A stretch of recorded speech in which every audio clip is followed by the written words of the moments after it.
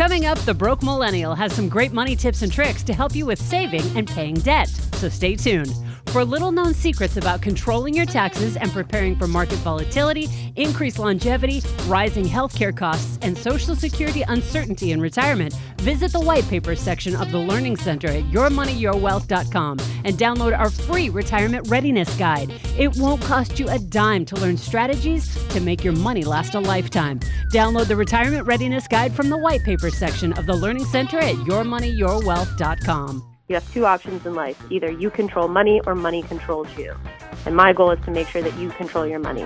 And even when you don't have a lot of it, you can still be in control. That's Erin Lowry of BrokeMillennial.com fame. Today on Your Money, Your Wealth, she shares 16 really clever tips and Jedi mind tricks for paying down debt and accumulating wealth. And to think, people give millennials such a bad time. Plus, Joe and Al talk about working the tax brackets with Roth conversions, some crazy options that may or may not work when you've contributed too much to your 401k to get the employer match, and how DIY investing can be like Joe's bad golf swing. Now, here are Joe Anderson, CFP, and Big Al Clopine, CPA. Hey, I want you to start this email chain out with that email that we received from a good listener of ours. Okay. Yeah, that's a good question. You want to do some content? Yeah, I want to do some content. Yeah, this is from Bill. Bill writes, Al, I got a couple of questions on Roth conversions to the top of the 25% bracket. So that was last year. Yeah, right. Now we're 22, 24, and 12. Most of my ETF fund dividends are qualified. So he's talking about assets outside of retirement. I use the qualified dividend and capital gain worksheet to calculate the federal tax due. The tax varies with the amount of Roth conversion. Okay. As a Roth conversion, you're just adding ordinary income tax on your tax return that year by moving money from a qualified retirement plan to Roth IRA. That's right. So he's trying to maximize his tax brackets each year to get more money into a tax-free environment than a tax-deferred environment. Exactly. Thank you for that sidebar. Sure. Okay. My goal was to convert to the top of the 25% tax bracket in 2017. For a single taxpayer, 1040, line 43, the goal is $91,900. That's taxable income. That'd be the top of the 25% bracket. The qualified dividend capital gains, however, are taxed at capital gain rates, typically 15% or less. The remaining ordinary income is taxed at the target bracket of 25%. Should my line 43 goal be $91,900 plus the qualified dividend and capital gains that I have, or should line 7 of the capital gains worksheet be equal to the top of the $91,900? Blah blah blah. Let's paraphrase. Yeah, let's paraphrase. So what he's trying to do again is move money into a Roth IRA, and he doesn't want to breach that bracket of 25%. He doesn't want to pay any more than 25% because he believes that that's the right rate for him. That's right. Because he might be in the same bracket, higher bracket in retirement, or maybe he wants more tax diversification where he could potentially put himself in even a lower bracket. Right. So he found the number. He's like, all right, looked at the tax table, and he goes, what's the top of the 25% tax bracket for a single taxpayer? Right. And it's $91,900. $91,900. Yeah. And so that's his target number. But now he gets dividends and interest and things like that are kicking out from his mutual funds. Yeah. So he could control the amount of ordinary income because he might have wages that is a fixed number. And then he's like, all right, well, I'm going to convert X amount of dollars, and I know exactly what dollar to convert to get me right at that $91,900. Right. But I don't know what the dividends are going to be depending on what investments that he's in. Right. So his question, I guess, is like, all right, well, if I break to that $91,900, but all of a sudden my dividends go up and now I'm at $95,000, or should I convert less so when I add in my dividends and everything else, it equals that top line? Yes, that's correct. And the answer is? The answer is, I got two answers. I'll start with the easier one. First of all, Bill, this is one of the more astute questions I've had in a while. Certainly in March of 2018. Anyway, so very good. This was a great question. So the answer is the $91,900, you can actually add your qualified dividends and long-term capital gains to that figure. And the reason is because those will be taxed at 15% no matter what. It doesn't matter. So let's just say you got $10,000 of qualified dividends and capital gains. So now your taxable income can be $101,900 because the ordinary income will be taxed at 10%, at 15%, and at 25%, and the capital gains will be taxed at 15%. Now, and no matter what. So you're not going to pay that 28% ordinary income tax because your ordinary income tax is actually, if you get rid of the capital gains, is in that 25% bracket. The capital gains or those dividends, or if he sold stock at a capital gain, sits on top of the ordinary income. That's right. It would be taxed at that capital gains rate. That's right. The only time he would run into problems is that now if he breached like $200,000. Yes. Right, because then you got the net investment income tax of 3.8 if it was on a capital gain. That's right. That's exactly right. There's two other potential issues. When you breach $100,000 of adjusted gross income, if you have rental property, you can't deduct as much. And then finally, if you're starting in the 15% bracket, you may only want to convert to the top of the 15 because those capital gains would be taxed at 0, and when you add a Roth conversion, all of a sudden they're taxed at 15%. Right, and then you could throw Social Security in the mix, and then you could blow yourself up there too. Yeah, so there's a lot of variables. My question is more of a strategy question, I guess. When I wanted to retire and preserve my capital, I wanted to invest in options. I'd like to get some information, if I can, regarding donor-advised funds. Now I have a whole bunch of money in my IRA that when I turn 70 and a half, it's going to kill me. How do I know how much money to move into a Roth? Your Money, Your Wealth listeners, it's your turn. If you've got a burning money question, call 888-994-6257 for your chance to have Joe and Big Al answer it live during Your Money, Your Wealth. Whether it's about retirement, investing, Social Security, taxes, or preparing your portfolio for the inevitable market volatility, there's a pretty good chance these fellows can give you the insight that will help you make better money moves. That number again is 888-994-6257. If you'd rather email your question like Bill did, just send it to info@purefinancial.com. That's info@purefinancial.com. Alan, you know what time it is? Yeah, it's time for a guest. Who do we got today? We got Erin Lowry. She's the author of Broke Millennial. We don't want any broke millennials. No, well, that's why we want. She's going to explain how we're not going to be broke. She wrote a great book. It's Stop Scrapping By and Get Your Financial Life Together. And she's the founder of BrokeMillennial.com. Erin, welcome to the show. Thanks for having me. So tell us, why did you start Broke Millennial? You know, you would think 5 years later I'd have this epic elevator pitch, 30 seconds or less, about why. And it's kind of a long story, so I'll tell it as fast as I can. That's all right. We got 15, 20 minutes. Yeah, we got time. Go ahead. Right. Yeah, lay it out there. So I moved to New York City right after I graduated college. It was my big dream, before I went to college, I wanted to move here. And like many people, I worked in entertainment in the beginning, and so I met a lot of people who were interested in pursuing acting. And a year after I had lived here, I gone out to drinks with one of my friends, and we were having a sober-up cup of coffee. And I said to her, I'm a little confused about why you're working the job you are, because she was complaining about being an executive assistant. And I said, you moved here to be an actress. At the time we were 23. She didn't have student loans. She didn't have credit card debt. She had no kids. She wasn't married. This was really the time. And I said, now's the time to be waitressing, nannying, do what you got to do to pursue your dream. Why aren't you doing that? And she goes, money just really stresses me out. I only hope I have enough at the end of the month, and that's how I handle money. And this to me was a light bulb moment, which sounds incredibly naive, but I grew up in a household where we talked about money all the time. And it wasn't until she said that to me that I realized most people don't have that relationship to money. And my first year living in New York, I only earned $23,000. So not a whole lot to live on in New York City, but I still felt in control because I knew how to manage my money. And I realized then that I wanted to do something about this. So I started Broke Millennial as a blog because it was 2013 and that's what you did. But also just because I figured storytelling would be a really easy way for me to get other millennials to kind of get tricked into learning about finance. So I would usually draw upon my own life experiences and tell a story. And then at the end, you would know how to set up your 401k or how to do a budget or whatever it was that I was writing about that day. So how do your book, what are some tips on stop scraping by and get your financial life together? So how do we do that? Well, the way the book is set up is each chapter stands on its own, so the reader can really flip around based on where he or she is in their own personal financial journey. And the beginning of it starts with the basics. So we're talking about things like budgeting, understanding your credit score, even understanding your own emotional relationship to money and how that can trigger you and what that means for you in your financial life. And then eventually it gets into slightly more of the harder hitting topics, the investing, the buying the home, the saving more aggressively for retirement.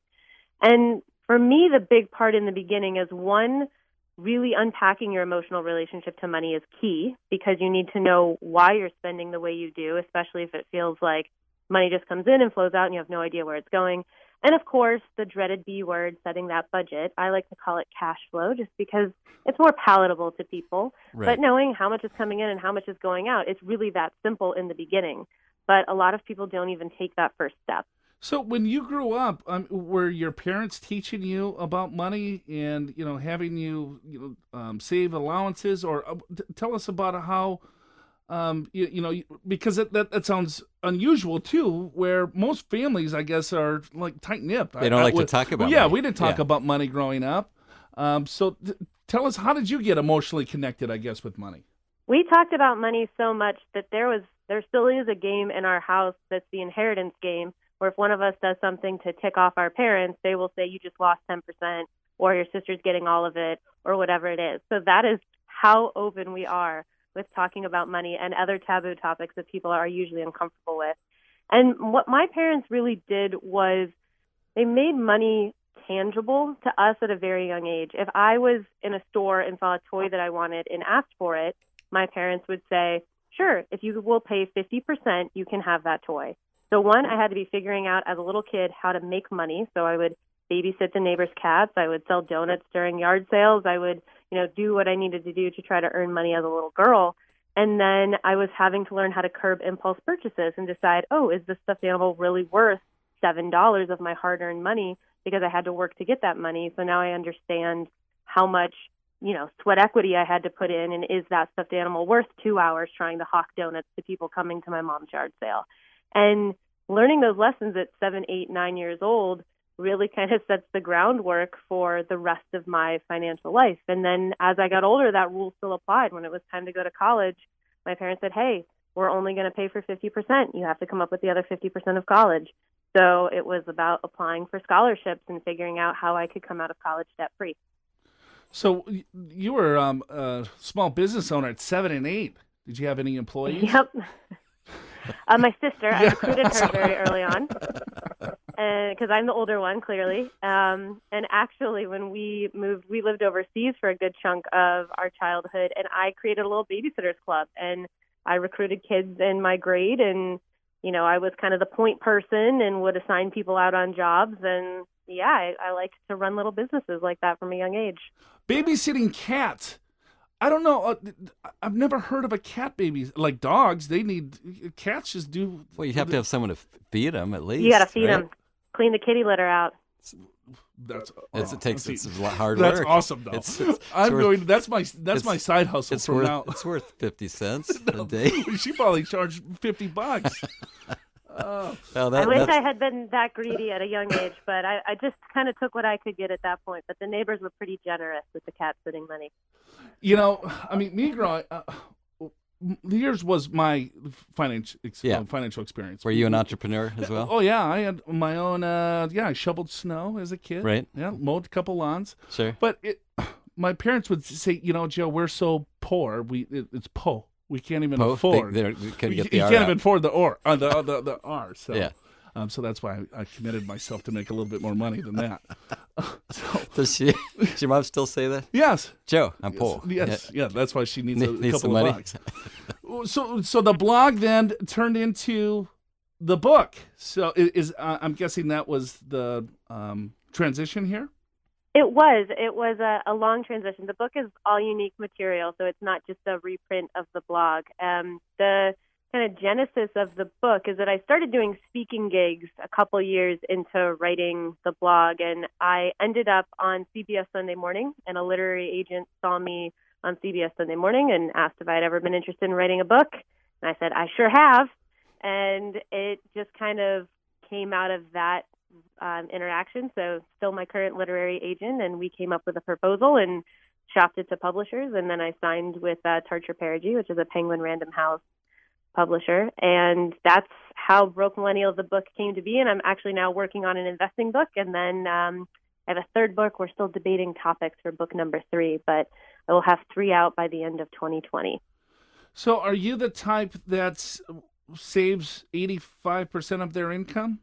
I'm not quite at that level. In the personal finance blogging community, those are usually called FIRE bloggers, Right. which is Financial Independence, Retire Early. I do live in New York City, so trying to save 85% in New York is really rough unless you're making big, big bucks, and I'm not at that level quite yet. But I do save a hefty chunk. Haven't indulged in much lifestyle inflation over the years. And I mean, another thing I did learn from my parents was spending on what I valued. And my partner and I both really do value travel, and that's primarily where we spend our money. We don't do a whole lot of eating out, or we live in an area of New York that's a bit more affordable. And I've lived in the same apartment all 7 years I've lived in New York, didn't upgrade. And so that's a way that I can funnel my money into things that I really do care about.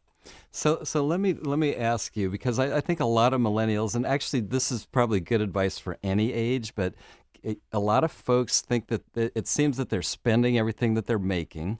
And so you talked about kind of getting your life under control, you don't like to call it budget, you call it cash flow. But I think a lot of folks, particularly millennials these days with college loans, they're in a lot of debt. And it just seems... It seems insurmountable. And I know you actually just did a video on some strategies on paying off debt. And what might you recommend for our listeners?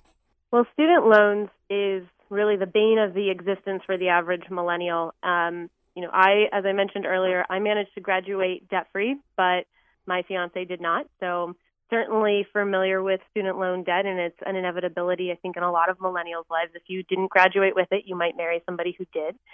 And the first step is to face the numbers. And honestly, that is the hardest part for a lot of people. There are plenty of folks that I know who understand what their minimum payments are, but really haven't looked to see what the full balance is of the loan. And the first thing you do need to do is write down exactly how many loans there are, because for a lot of people, it's not just 1 or 2, it's more like 10 to 15. And you need to know exactly where they are, what the minimums are due, and then what the total balance is. And from that, and of course the interest rates, and then from there, you can start to create a strategy. And there are multiple ways that you can attack student loan debt. But Debt Snowball and Debt Avalanche works on all forms of debt. Speaking of student loan debt, coming up soon on Your Money, Your Wealth, Robert Farrington of thecollegeinvestor.com will tell us about the financial media blitz to eradicate student loan debt. Visit yourmoneyyourwealth.com to subscribe to the podcast so you don't miss a minute. While you're there, catch up on our recent discussions of a smartphone app that can help you pay debt, 7 secrets to retirement happiness, and how to avoid hitting your GMO point. That's when you want to scream, "Get me out!" in the face of market volatility. If you don't have time to listen, transcripts are available for nearly every podcast. So check it all out at yourmoneyyourwealth.com. But the other thing to look into with student loans is things like refinancing. If you're not eligible for an income-driven repayment plan, you've got a really steady job, you're making good money, maybe it makes sense to refinance, but just understand that you're going to lose any federal protections because you're turning that into a private loan. But if you already have private student loan debt and you can lower the interest rate from 6% to 3.5%, that's a pretty good deal. Saves you a lot of money. And there's also other little tips and tricks that people don't necessarily think of, even as simple as paying more than the minimum due and being sure that you tell your servicer that extra money needs to be applied to your principal balance and not to future interest.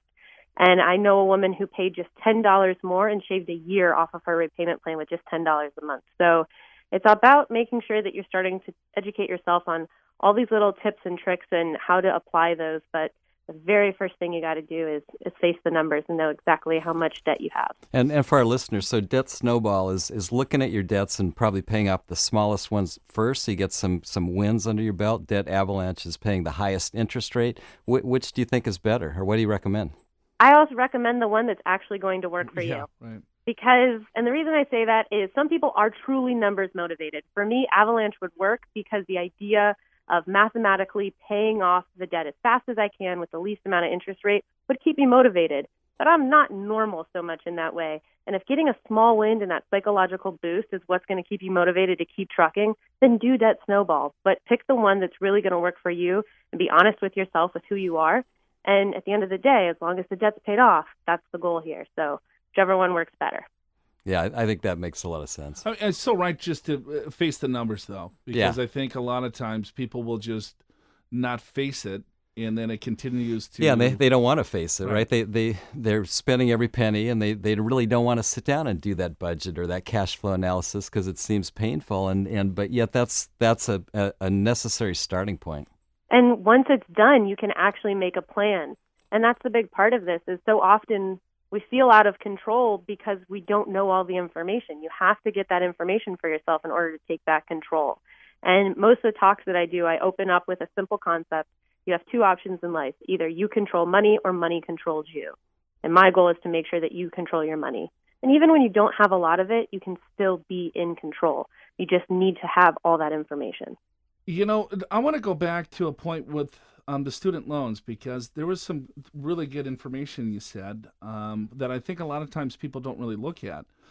Is if you refinance your student loans, but if you have federal loans, you may want to look at because you lose federal protection. Can you talk a little bit more about that? Sure. So if you currently have federal student loan debt, you very well may have put yourself on an income-driven repayment plan. In some cases, you could also be eligible for a forgiveness plan. Usually that's if you're working in the public sector somehow. Maybe you're a school teacher, maybe you work for the government, it could be local, it could be federal.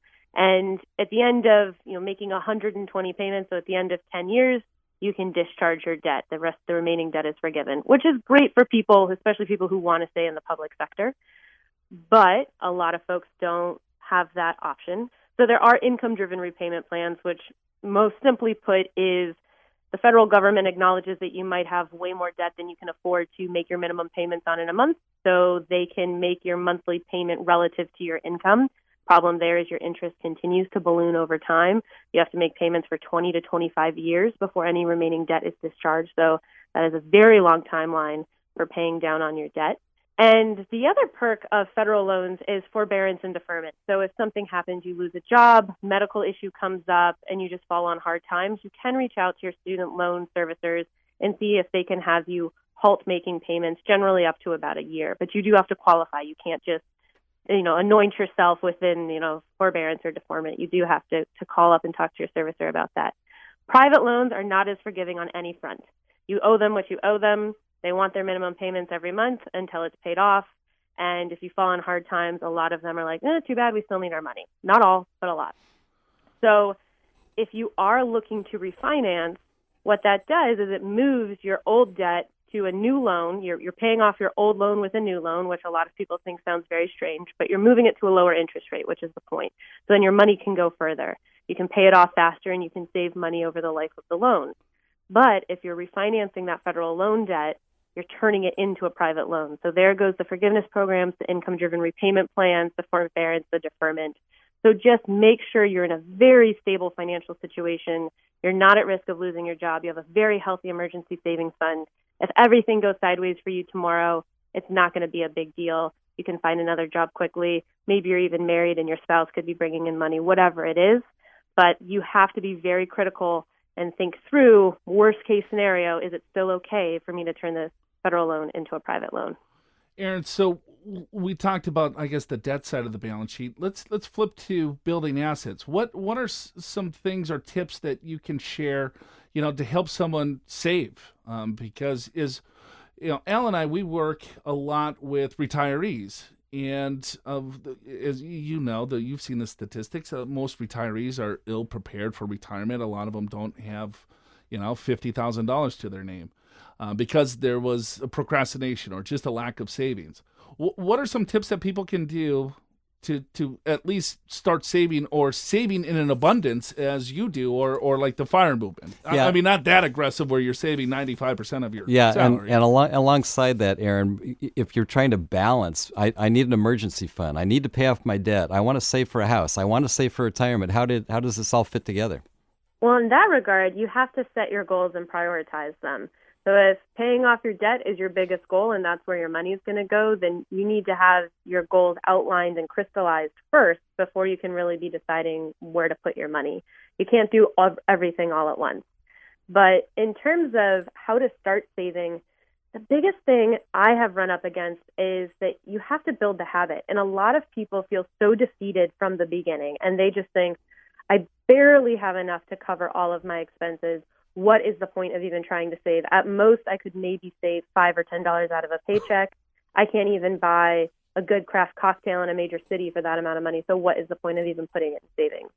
And what I always encourage people to reframe it in their brain is that the point is building the habit. Think about it that if you go your whole 20s without saving at all, if that's just not part of your process, what makes you think all of a sudden at 35, when your debt's paid off and you're making a good living, that you're just going to be able to switch over? And that's just not going to happen. It's just like anything to do with your health. If you're not instilling good eating behaviors and exercising behaviors when you're young, the odds of you being able to reverse everything when you're 50 is slim to none. So start, even if it's just $5, just start putting it away. And obviously, everyone knows the idea of automation. Having it come out of your paycheck before it hits your bank account, out of sight, out of mind, is a great one.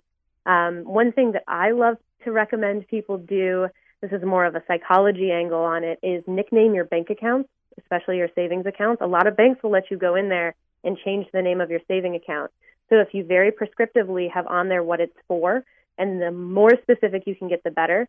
Let's say that you are saving up for a trip to Japan in July of 2019, put Japan trip July 2019 instead of just travel savings. So then anytime you're tempted to go in and raid money out, it's sitting and it's hitting you right there in the face what you're saving that money for. So that's one of my absolute favorite things to tell people to do is nickname those savings accounts. We're talking to Erin Lowry. Please go to brokemillennial.com. She's got a great book out. Hey, Erin, I really appreciate your time. I know you're super busy and heading into the weekend. Got anything fun planned? No weekends really for the self-employed. Wow, look at that. Well, thanks. Yeah, thanks again. And then your new book, the investing book, comes out when? It'll be April of 2019, so we got a little time. All right. So we got to get Broke Millennial, get studied up on that. And when you get your other book out, we'll love to have you back on. That would be awesome. Thank you so much for having me. This was great. Southern California, preparing for a successful retirement requires a little more than listening to Your Money, Your Wealth. Our 2-day retirement courses and our free monthly Lunch and Learn events can give you the tools and confidence you need to help you plan for the retirement you've always dreamed of. For dates, times, and locations for our Lunch and Learn events and our retirement classes in San Diego, Orange County, or Los Angeles, just visit the Learning Center at yourmoneyyourwealth.com or call 888-994-6257. That's 888-994-6257. All right. This individual, he goes, Joe Big Al, I contributed $18,500 to my 401k account, and I mistakenly contributed too much already. This means that I can no longer contribute any more money into the account, and I will lose my company's match of over $10,000. Can I withdraw some of the contribution I made to the 401k? So first of all, let's explain what he's talking about. Yeah, because individuals can put $18,000 into 401k in 2017. It's actually $18,500 in 2018, and then there's a $6,000 catch-up if you're 50 and older. $24,000 in 2017, $24,500 in 2018, and then as you make contributions, a lot of plans have an employer match, meaning that you make a contribution, they make a contribution. And sometimes, Joe, when you front load your 401k too quickly, you miss out on some of that employer match. Right. So the goal is to, let's say if you wanted to max out the plan, every single paycheck that comes to you, you want to max it out at your last paycheck. Right. Because if there's no dollars coming in, they're not going to match you anymore. Right. That's right. And so if you had a bonus or something like that, and all of a sudden it was like, oop, you fully funded it in 2 months, well, you have 10 more months that you're not going to receive that match. Right. So just be careful with that because it gets missed often. It does. And so the way that you want to do this is you take the $18,000, or this year, 2018, $18,500, and then divide it into the number of paychecks that you're getting, and then figure out how much that you want withheld per paycheck. And, maybe to be on the safe side, have it fully withheld by the end of November, just so you make sure you get it all in. But the concept is to go the full year. Now, if you've overdone it already, no, I don't know of any way to undo that. That's an irrevocable thing. Yeah, I don't. I don't see how you get the money out. Yeah, that's a one-way street. With a 401k plan, it's different than an IRA because a 401k plan has to come from your paycheck, from payroll. Right. So you receive your check and the money is already deposited in the account. An IRA works a little bit differently, where you're cutting a check into your IRA. So if I wanted to make $5,500 contribution to an IRA, I have until April 15th of this year even to make contributions for last year. And if I did a larger contribution, I have the ability to take it out of an IRA, so I don't have an excess penalty because I over contributed over the 60 or 5,500. Right. But you don't have to deal with, there's no matches. There's nothing like that. So when it comes to a 401k plan, if you've already put in the max, good for you, first of all, for maxing out your plan. Right. But he left $10,000 on the table. Yeah, so the lesson there is to just do it a little bit differently next year. I mean, that's really what it comes down to. The only course of advice I would give you would be to talk to HR. Talk to the plan administrator, say, hey, I made a mistake. Maybe there could be an opportunity for you to but I think that's slim. Yeah, I would be pretty surprised, but I guess it would never hurt to ask. Right. So make sure you don't miss out on the match by contributing. Because all the reason I say that, Joe, is once the payroll is made and then payroll taxes are filed, you have to the corporation would have to file an amended return, and I mean to undo anything. They're not going to do that. I don't think so. No. I guess I shouldn't say never, and so maybe that's a reasonable thing. But I wouldn't. I would be pretty surprised. Well, maybe you go to your employer, right? Right. And you say, hey, I blew up. Can you just give me a $10,000? You're going to give me the money anyway. Can you give me a $10,000 little bonus? Yeah, but I mean, it's already in the 401k plan. I don't know how you get it out. No. I'm just saying, because he's saying the $10,000 is missed because the employer was going to match him. Right. But he's already funded, so the match is no longer. Oh, I see what you're saying. He's going to go to Big Al and say, "Hey, Big Al, you're going the CEO. You're going to pay me $10,000 anyway for you the match." Yes. I made a mistake. Just give me a bonus. Do you think you just want to bonus me out there, Bubba? I give that a 1%. Anyway, it's a good idea. Those are some. I'm just trying to give options. Options. All right. Here's another one. Okay. I'm a stay-at-home mom. My husband and I have 6 children. My husband has a great job. However, I would like to generate some income without having to work outside the home. Okay. I've been learning about trading. I want to invest in the stock market. What is the best place to start? That's a good question, and I would say honestly, we saw these kinds of questions, or at least I did. You were just a kid in the early 2000s, late 1990s, before the dot-com bust. We had a lot of, and it wasn't women; it was women and men. Whoever was staying at home, the other spouse was working. It's like, oh, you know what? You just invest in the market. You buy the stock or mutual fund and it goes up, and this isn't that difficult. And when you have a huge bull run like we've had, I think people start thinking that, oh, this is pretty easy stuff. And I'm here to tell you, it's not necessarily. I would actually look to almost any other means of making money. There's different kinds of businesses that have tasks, duties that you can do from home via your computer. I think that's a much better bet. When you're trading, you're trying to time the market. I'm not saying it can't be done. I'm saying the probabilities are not necessarily on your side. So if the question was, my husband has a great job and we make too much money and I'm looking to lose some of it. Then that's a good way to do it. But you only get $3,000 capital loss. Well, they could lose, not from, you're thinking of a tax benefit. Yeah. But yeah, I think the probability of someone, because if you want to buy a trading program for $10,000 to learn how to be a millionaire, I mean, you can watch the infomercials. Yeah, of course. I guess you could go to a class and they'll say, this is all you got to do, follow the trends, and then this is when you buy and this is when you sell. And then, the most sophisticated individuals, if you look at the universe of investors, right? PhDs from Harvard, Yale, University of Chicago, whatever, right? The pedigree of finance. Maybe 5% of those individuals can add alpha on a consistent basis. 95%, what alpha means is like to add value. Yeah, to beat the market. To outperform an overall index. Correct.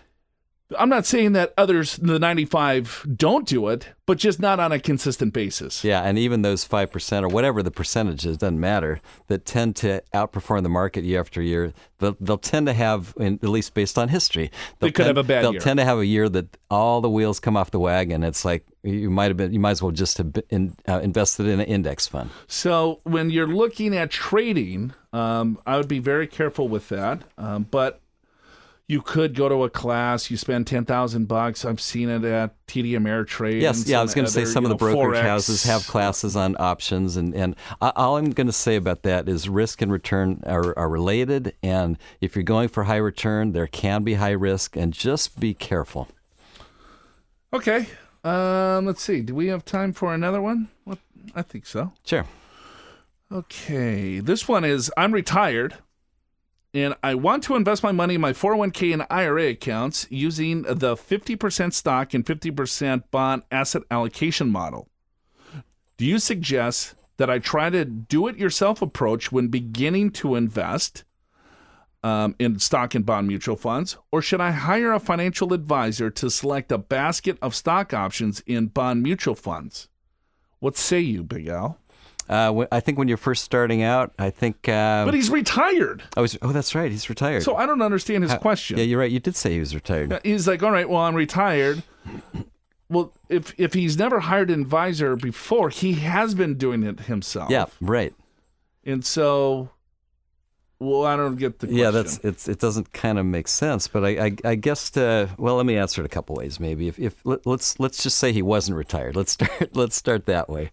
So when you're first investing, I think for some of you, a financial advisor is a great way to go, and there are human advisors, there are robo advisors that you can get an allocation for, or maybe you just simply go to Fidelity or Vanguard and find a couple, 2 or 3 low-cost index funds, one that invests in U.S. stocks, one that invests in international stocks, one that invests in bonds, and just kind of do a third, or whatever you feel like makes sense. That's where an advisor can sort of help you with that initial allocation. Whether you need one ongoing, you may or may not. A lot of young people find they do like advisors because they've got broader goals. Like, all right, I want to buy a house. I want to pay off debt. I want to be able to save for retirement. I want to put this all together. Well, I think it holds accountability too. It does. You know what I mean? Because here I've taken. I started playing a lot of golf again, and we started Pure 10 years ago, and I didn't play an ounce of golf for 10 years. Yeah, because you were busy. I was a little busy, but now I'm trying to find work-life balance. You are. Yes. I applaud that. Dr. Finkelstein has told me I needed that. It's good. How's that working out? Right. So for those of you that play golf, right, I hired a golf pro to help with my swing. Right. Because I could go out in the range and then just blow up. I mean, you have no idea what you're doing, right? No. So I go up, I address the ball, and I'm just whacking away. Yeah. And I'm not seeing any improvement whatsoever. It's like, well, here I spent 8 hours on the range just practicing a really bad golf shot. So I'm going to get even worse because I really got this crappy golf swing down. Because you got that muscle memory, and now it's in And there it's for just, good. it's oh my goodness. So then it's like, I think it makes sense for me to hire someone that knows a little bit more about the game to say, hey, can you help me with my swing? Right? That makes sense to me. So if you've never managed money before and then you're like, I want to save a couple of bucks, well, you could continue to blow yourself up over and over again by not knowing, certain fundamentals. I think when you accumulate wealth while you're saving money into your 401k plan, I think you're right on, Al. It's like, all right, well, here, you could pick a target date fund. Hey, I'm going to retire in 25 years. Pick a target date fund 25 years from now. Just save as much as you possibly can. Throw more money at it. But once you get into retirement, I feel, and of course I'm biased on this because this is what I do for a living, but there's so many more applications that you have to look at. Well, Social Security, yes, taxes, agreed. Sequence of return risk. What are the goals? Are you passing? So there's a lot more to it than, hey, let me just get a 50-50, bond stock mix. And the people that we talk to, and a lot of times they're very sophisticated. A lot of them are engineer types that have done a lot of homework. They're very knowledgeable. And they'll tell us this after the fact. It's like, I'm really glad I met with you because I actually missed a few things, right? But you only know what you know. You don't know what you don't exactly. know. And what you know might be really bad. Just like your golf swing. It was pretty good, but you don't know why it was good sometimes and not so good other times. When you duck hook it or slice it every time you swing, there's a problem. That's not how the ball flight should look. But like you go to the gym. I go to the gym in the mornings, right? And then you see the people, and I'm like, you're hurting yourself. They're using the machines all in the wrong areas. And then they're like, just ask someone, get a trainer and the trainers that are there, they must just have to roll their eyes day after day, minute after minute, because they know these guys and gals are using the machines wrong, and hurting themselves. Yes, they're just, I go to spin class, and you can turn the knob, put a little bit of meat on the, on the bike, because their feet are just pedaling as fast as they can. I'm like, she's gonna blow a knee out right in front of me. This knee's gonna come right out of her leg and smack me in the face. Right. Andre, you get what I'm saying, right? Yeah. Did you start that Roth IRA yet? See, our producer here, who's subbing for us today, there's no water. I'm parched. Right? I don't got a chair. And I got. And then Al's just in a happy place. Yeah, I'm good. I don't care. All right. I'm good. So to recap today's show, ordinary income and capital gains are taxed differently. So go ahead and work those tax brackets with your Roth conversions. And DIY investing and trading might be a good fit for you, or you might blow yourself up, as Joe likes to say. Although I could have done without the gory visual from Joe's spin class. Special thanks to our guest, broke millennial Erin Lowry, for her great ideas on saving and paying debt. Why do we rarely hear people talk about refinancing their student loans or using Jedi mind tricks to save? Visit brokemillennial.com for more on how to stop scraping by and get your financial life together. Subscribe to this podcast at yourmoneyyourwealth.com through your favorite podcatcher or Apple Podcasts on iTunes, where you can also check out our ratings and reviews. And remember, if you've got a burning money question for Joe and Big Al to answer live on Your Money, Your Wealth, email info@purefinancial.com or call 888-994-6257. Stay tuned for more Your Money, Your Wealth, presented by Pure Financial Advisors. For your free financial assessment, visit purefinancial.com. Pure Financial Advisors is a registered investment advisor. This show does not intend to provide personalized investment advice through this broadcast and does not represent that the securities or services discussed are suitable for any investor. Investors are advised not to rely on any information contained in the broadcast in the process of making a full and informed investment decision.